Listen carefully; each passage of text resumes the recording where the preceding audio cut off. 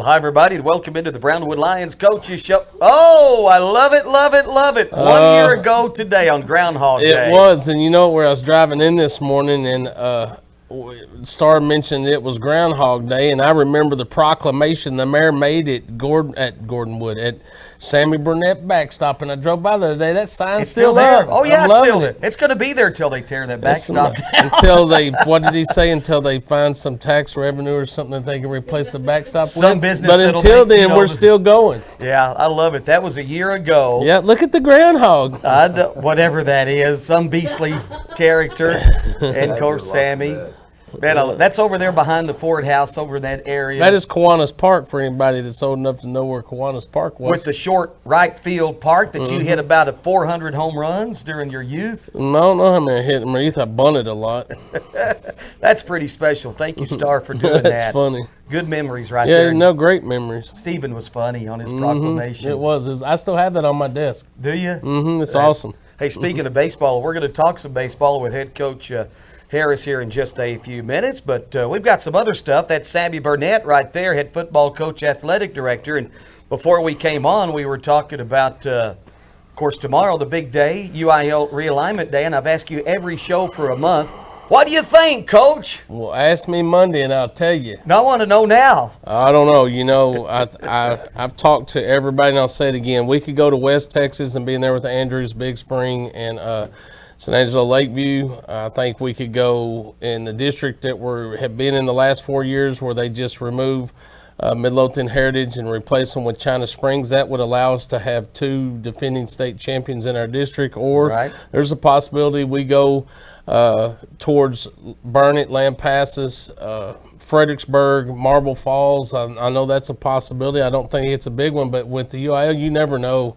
And we can only sort of see our picture and the way that they had to formulate and put districts together, and the way that they start, you know, on the realm, the outside coming in. You just never know. But if you look at a map and see where we are compared to everyone else in the state of Texas in our classification, I mean, we're sort of stuck right out there. So we could really go any way. I really don't have a clue what direction we're going. About every time I think I do, I'm wrong. So I just really have gotten to where what I am is wishful thinking. But so I just wait until realignment day and get the packet and go through it as quickly as possible to see where we are. And at that point, I don't really focus on that as much as I do, are we in a 4, 5, 6 team district where we sit, because then my attention immediately goes towards schedule and trying to get that schedule complete and make sure there's not anybody on our schedule that there's a conflict with or anything like that. So after all that's done, that's when I really look back and start digesting what district we're in and evaluating that kind of stuff. So all right, we'll know a little bit after 9 o'clock tomorrow morning. We'll be on the air, Radio Chief and I, and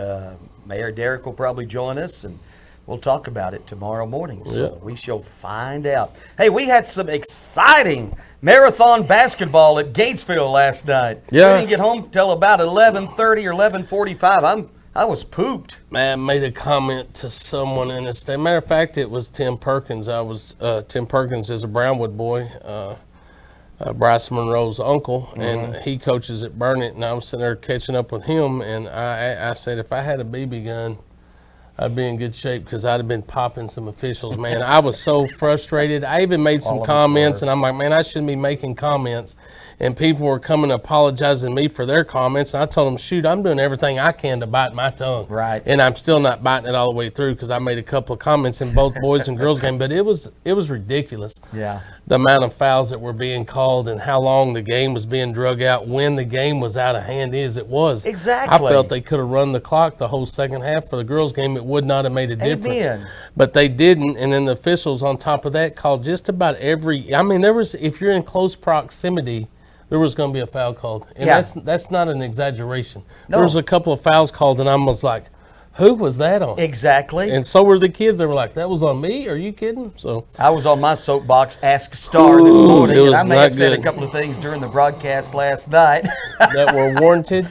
Not bad, just talking about what you said and calling those tic-tac fouls with a 30 and 40-point lead. Well, that one that was constantly trying to scratch his head but was worried about his hairdo that was dyed black. I mean, that boy's whistle melted down. He called so many fouls. I mentioned, I think, one time I said, I hope he loses his pee in his whistle so we could just move on and he can stop calling It stuff. was not good. And in the boys' game, they sure didn't want to call a foul on or blow a whistle on Gates. Well, I'm like, man, let's make this fair. Yeah. First half, it was lopsided like crazy. Thank goodness our boys persevere. But at some points, I really thought they were playing against 8. Right. You know, I don't like to talk I've officiated basketball. It's a hard game, but when you have a 30, 40-point lead and you call every little. Well, I'm betting in the girls' game there was at least 50 fouls. There was. We shot 35 free throws. They shot 20-something. That's 50-something. Yeah. And then in the boys' game, there was it had to be that close. I mean, there was over 10 on both teams in the first. No. The first half there wasn't. It was lopsided, but the second half was more balanced. But still, I mean, when you're charging the baseline and the guy's trailing you, call a charge. I'm like, are you kidding me? They call that charge on Luke Moss. Didn't even. Man, it was nothing. It's like, I don't understand and it. that was when we were leading by 27. Yeah, and then we're standing there in the just, paint, and the kid's dribbling to us and falls down and just smashes right into us, and we get a blocking call. Exactly. I'm like, hello. Yeah, they're number one. I remember that. Anyway, we got the wins. Brownwood back in the playoffs. The girls. Yep, I mean, boys clinch a playoff spot. Girls scoring a lot of points the last 2 games. If you think about earlier in the year, we're talking about their inability to score, and that's what was keeping them from getting those W's. And all of a sudden, they found a way to get it. You know, they're clicking now and putting points on the board. So congratulations to Coach Hortz and the girls. A 2-game win streak, which is huge. If they can keep that up, they'll be in the rest of the ball games and work on gaining seating spots. So on the boys' side, I mean, I thought the boys started a little sluggish. But, you know, came on and just stayed consistent. And you know what was neat is we're sitting there fussing about the officials. They didn't really let it bother them. I mean, a couple of times you could see a couple of those kids get frustrated, but then they continued to play and just did what they could do. And boy, I'm really impressed with them and what they're doing. And, you know, Jacob Hadaway and Bryson Monroe shooting the ball consistently. And then you throw in Tristan Salinas. I mean, I think he got hot and dropped 3 threes right there in a hurry. And I was at practice the other day watching and just talking to Coach Parker and Coach Stacks. And you know, their MO, if I'm not mistaken, is if he's hot at the time, keep feeding the ball. So, I mean, if you're hot, they're going to give you the ball. And that's what they did last night. And Tristan got hot and he hit 3. And I thought, you know, Luke Moss is a consistent player, man. He's a rebounder. He makes great shots. He's a free throw maker. And a good passer, too. Yes, and he handles the ball up and down the court well for a tall guy. And I thought Christian Kinsler played a good game and was getting some rebounds and was physical in there. So, all in all, I mean, they're 5-0 and leading the district, and we're going to have some big home games coming up pretty soon. We do. No games Friday, but we've got Stephenville next Tuesday, next senior Tuesday night for the girls. And the girls are playing much better, and they are really nice wins in a row. Congratulations to Heather Hortz Perez, no doubt about that. You mentioned Jacob Hadaway, 27 points last night. I had us for 16 threes. Derek had 14. So it was a lot of threes last night. And he doesn't shoot threes. He shoots 4s or 4s and a halves. Man, he made pull 2 up, last night. Golly, he just pulls up from out there, and I'm like, how does he get it there, number one? He'll just dribble the ball down and bam, 40 feet. Nothing but net. Like it's nothing. I started calling him half-court Hadaway. Yeah. Anyway, good wins by the Lady Lions and Lions. How about our girls' soccer last night? Girls' soccer was down 2-1 at half and came back and won it 6-4 over the Lady Cougars of Abilene Cooper. Yes, sir. So Coach Mosqueda is continuing. I think they're 5-2-2 or 6-2-2, something like that right now. So congratulations to her and those girls. Coach Harris and I were talking on the way over about the soccer girls and all that, and Coach Mosqueda, and now she's doing in her program. And you know, they just got it going on. And the girls, I mean, if you watch them play, they understand spacing, they understand passing, they understand the second pass, they understand the fast break or whatever you call it. But they're fun to watch because you see a scheme and you see a system out there. So that's enjoyable. So congratulations to the girls on their win. And then also we had golf going on this week. And our girls and boys went to Lampasas. Our boys went on the 31st. Sir Jones led the charge for the Lions with a 69. That's about 3 under par, followed by Hudson Reagan with a 72. Those are the 2 sophomore sensations that we have leading the team. And, man, I mean, Hudson could have been in the red number easily as well if it wasn't for some conditions that he had to play in and all that. And the last hole he's trying to hit through some some sloppy water. But, man, I thought they were resilient in the fact that from what I seen from them last year and then their first match this year, their maturity in the fact that they don't let a certain shot get them down. They just keep pressing on. But it's a tough golf course, and I enjoyed watching them play. Caleb Walker, I mean, all of them. Waldrop, Ethan Waldrop did well. Liam McNeese, Kobe Walker, I think I mentioned. Modewell and Andrew Bourne, I thought they did a great job, and they went away with their first tournament and their first victory. Our girls went over yesterday, led by Haley Martindale, and finished 5th. I thought that was really good for them. When you have a bunch of girls that are playing for the first time at the varsity level in high school, they're very young, so congratulations to Coach Wilson and those girls for their efforts yesterday, and congratulations to Haley for being low score on our team. She's got to be our leader. Yeah. All right, what's coming up the rest of the week here and then we'll talk It's funny baseball. You ask. Funny Yes, you sir. ask. But also girls scrimmage yesterday, softball, don't know much about that. It was practice. We were all off and running to the marathon games in Gatesville, so wasn't able to talk to Coach, but they had a practice warm-up with Clyde. Of course, tomorrow's realignment. That's at 9 o'clock, so we'll get some information out. And the schedule shows, and it's more than like I've already talked to all coaches, and sort of had a game plan, sort of figure out what we're going to do, but more than likely everything's going to be canceled. Yeah. But we have girls soccer at Sweetwater along with the boys supposedly tomorrow, and then tennis was supposed to be at Sweetwater. That was actually moved to yesterday, Yeah. I think, and then softball was going to scrimmage at Mineral Wells, and baseball was going to scrimmage early at Brownwood. So those are all very, very tentative. More than likely those will be canceled because of the weather, but if something changes, we'll definitely let you know. All right. Hey, speaking of baseball, let's introduce our special guest right over here, Coach. Speaking of special, Coach Brian Harris, known a long time, was a Brenham Cub way back in the day, and I was a Brenham Cub a long time ago. That's where our connection started. Great baseball program at Brenham. Has done an outstanding job. Came to Brownwood a couple years ago, and has gone through the COVID year when we were going to be had an opportunity to be really good, and that got shut down. Had a great season last year. I thought above expectations. Looking forward to seeing what we have this year. We have some injuries, and I'll let him talk about that. But the leadership that he brings, the consistency that he brings, and the high standard of work ethic and character that he brings to our baseball program is definitely revealed when you watch our kids play. So I'm excited to see what he has going on for this year, but I'll shut my mouth and let Coach Harris tell you what's going on. All right, we're going to trade microphones right there. Coach Brian Harris, baseball coach, I think in your 3rd year, right? Yes, sir. Here at Brownwood, of course, 2 years ago, we started and kind of got wiped out by COVID, but last year did have a good year. Kind of refresh us on what we did last year. Well, it's funny. Coach says that it was above expectation. It was below expectation for me. For him, it was, that's for sure. Yeah, we actually ended up 10-13 last year. We did make the playoffs. We were 6-6 in district. We were one and done, I guess you could say. We by district and ran up against the tough Iowa Park team In Weatherford. And, yes, sir. Yeah, remember the park? It was nice. Yeah, the park was nice, and a lot of great memories from last year. Though we had a lot of seniors that did a good job of leading us and playing hard, and it was just one step further to where we want our program to be, and we've got some seniors coming back this year and some sophomores that are juniors now that have a better idea of what we want, the expectation, and we're excited about it.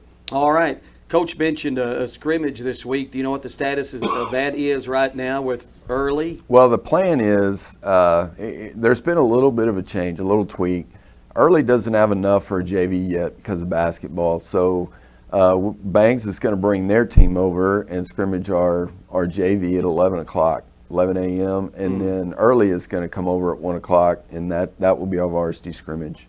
All right, so that's still on as of now. Yes, sir. It's still on, and like I said, when the weather tells us something different, then we'll make that announcement. All right, so let's talk about your team this year. You did lose some quality seniors, but you've got some quality coming back. I know on the mound you've got a couple of pretty good guys that'll be back up there. Talk about your pitching. Okay. Yeah, we're going to start off with the highlight of our offseason so far. Been really, really excited about these guys. Of course, Gavin Branstetter is back. He's a sophomore. He was first team All-District last year as a pitcher, and he's looking really good this fall. And we had a inter-squad Saturday, and you know, his velocity is going to get there. We still got some work to do on getting our arms in shape, but he does bring that experience. He plays quite a bit, so we're really excited about him. You know, the way UIL kind of restructured things a few years ago with pitching is everybody's got to throw. You know, you've got to have arms. So we're developing some guys, you know, this fall that some people may not expect to see on the mound, but you got to have that help. So, you know, we're looking forward to seeing what Aiden Howard does for us. He was a JV player last year. He has had a phenomenal fall and off season. He's done a really good job for us. Some guys that had that were able to get some varsity experience last year. David Turner, he's coming in. We really like what David brings to us on the pitching side of things. He's very efficient. He's around the strike zone. Throws a lot of off speed. He can throw it in any count. Really like that. That's really good. Cole Miller, we're looking forward to him. He's a big power arm. Looking forward to his contribution there. Saw him pitch a little bit for the JV last year and looked really good. Yeah. So that's exciting. Yes, and he did get a little bit of experience with us, you know, in the varsity tournament when we went to Cooper last year. Right. So we're looking forward to that. Logan Posey's gonna have to log some innings early for us. Of course, he's our catcher too. Yeah, he was an anchor back there, wasn't he? He was great. Yeah, he did a good job. He's going to be pretty special, I think, behind the dish. Looking forward to him. There's several others. You know, we got a move in Kyle Ivey from early. There's a lot of upside there. We're looking forward to what he brings to us. We've got one left-hander that has a chance to help us out, Jake Reeves. So we're looking forward to him too. All right. So. What about offensively? Who's some of your big guns? Maybe a couple of guys there that you expect to lead us. Branstetter, Posey, Cole Miller, Caden Besant. We're looking forward to getting Jacob Hadaway back. Oh, yeah. He missed last year. He was injured. He played shortstop a couple of years ago. Yes, sir. Yeah, we're looking forward to having his leadership and his abilities. Very athletic. And, you know, Case Markham, he got a lot of work last year. We're looking forward to him and seeing what he can bring to the table. He's going to pitch a little bit for us as well. So what are your overall expectations of this team? What do you expect this year? I expect a lot of leadership. We've only got 3 seniors coming back. Oh, wow. So it's Caden Besant, Kyle Ivey, the move-in, and Jacob Hadaway. But at the same time, I've been with a lot of these kids for a couple of years now, and some of them are baseball-only kids. So I've had an opportunity to really set the foundation of what we're going to be about going forward with our program. So I'm looking for leadership. That's the main thing. If they'll continue to work hard and buy into what we're coaching, then I think we're going to be fine. I really do. I'm always excited about baseball season. You have the scrimmage again, Bangs JV, and then early varsity at 1 o'clock. What lies beyond that, Coach? We've got 3 tournaments. You know, well, we've at the end of last year, I told the kids, I said, look, what I did last year, what we did, it didn't work. You know, being under 500 going into the playoffs, and I didn't like the way that ended. So I said, we're going to restructure everything. So I redid the schedule. We've got a little tougher schedule. We've got 3 tournaments. We've got some Saturday games this year. We've got some tougher teams coming in. I want to be more competitive, so we can look forward to that. We are having the Brown County Invitational this year. Going to do that. Got some different teams coming in. Giddings, really good 4A program coming in. That's usually late February. Is that about when that's going to be again? Yes, sir. February 24th through the 26th. Awesome. Yes, sir. Then we're going to go to Glenrose Godly Tournament, split time there, and then we're going to go to the Bowie Tournament. That's our week 3, but. You know, we're going to play 9 games, and then we start district. Oh my gosh! Yeah, so it's gonna creep up on us fast. So we're going to need those games, those early games. So hopefully the weather will cooperate with us. Well, as we know, last year's district was pretty tough. I mean, from top to bottom, you never knew any given night who was going to win, and we certainly had our ups and downs in district last year. And a lot of those teams have a lot of players back, so I think it's going to be another challenge this year in district. Sir. Yeah, you know, Stephenville's, they're solid. They're going to be there. They've got the experience from making the run to state last year. And then Gatesville, I talked to him over the summer. he's got everybody back. That's the team I think that I worry about is Yeah. Gatesville. After watching them, they beat us once last year Yes, at sir. their place, and we were looking at the roster of juniors and sophomores, Yeah. thinking about how good that team's going to be. I think they lost 2 seniors. Wow. And he told me he was going to bring 1 or 2 from the JV. So their JV will essentially be the same as it was last year, and their varsity will be the same as it was. Wow. So we're looking for a lot of competition from them. Glenn Rose, I think, will be solid. They were a little bit young last year. Got Yes, sir. some kids coming Well, back. they got a new coach as well. He's Oh, from do they? Salina, and Salina's got a lot of baseball tradition there. So he comes in with some knowledge, and so we expect him to be very competitive. So when does district start? March the 8th. All right. That will be our first game, Glen Rose. That will be a home game. So everything's kind of flipped, like it. You know how that schedule works. But we're going to play everyone 3 times again, like we Right. did last year. So it'll be interesting. All right, so Be we good. open up with Glen Rose, March 8th at home. That's right. All right. Is that a Tuesday game? I believe it is. Okay, great. Yes, sir. All right, man, fantastic. We love our baseball, and we're looking forward to the season. Coach Harris, anything else? No, that's it. I appreciate you having me on. Let me talk about the program and Yeah. promote the kids. I'm just so proud of our guys and what they're doing in off season right now to get ready for the season. I'm excited about it. I like that little sophomore battery we're going to have out there a lot. Yeah. Branstetter and Posey. It's going to be good. Man, no doubt about that. All right, Coach Brian Harris, thank you so much. You bet. Thank We'll you. see you soon. Might see you out there Saturday if we get these scrimmages in. All right. Sounds good. All right, we'll get back to Coach Sammy Burnett. Good stuff right there, Coach. Thank you for getting Coach Harris in the studio. And what else do you have to add this morning? Man, this afternoon. I'm really pleased. Our off season right now consists of basketball. Those that aren't in the sport, baseball, soccer, day in and day out. What we're doing with our kids, strength wise and then condition wise during the period, I think is just spot on. I think our kids' attitudes. It's nice to see after 4 years of what you're trying to build, the kids starting to get it and the kids buying into it. It's really good, and it's rewarding to us as coaches to just go in there and watch it flow instead of having to, constantly lead or encourage or promote or whatever it may be. The kids are taking ownership in that, and they're doing it. They're leading each other. They're encouraging each other. It doesn't matter. Sports are crossing over, and kids are communicating with each other. So it's really neat to see. So I'm excited about where we are. And if you look at, just the results we talk about today with golf and basketball and soccer, all the successes that we're having, I think that's just a reflection of the work that our kids are starting to buy in and put in and just understand. You got to be strong and you got to be fast if you want to be athletic. And the only way to do that is to live in the weight room and live on the track. And it doesn't matter what time of the year, you always got to maintain strength. You always got to maintain speed. So buying into the philosophy that we work is what's most important. And my message to the kids today going into tomorrow was, tomorrow's going to be an exciting day for us. We're going to see who we get to play the next couple of years. But the bottom line, the route never changes. We are always going to outwork people.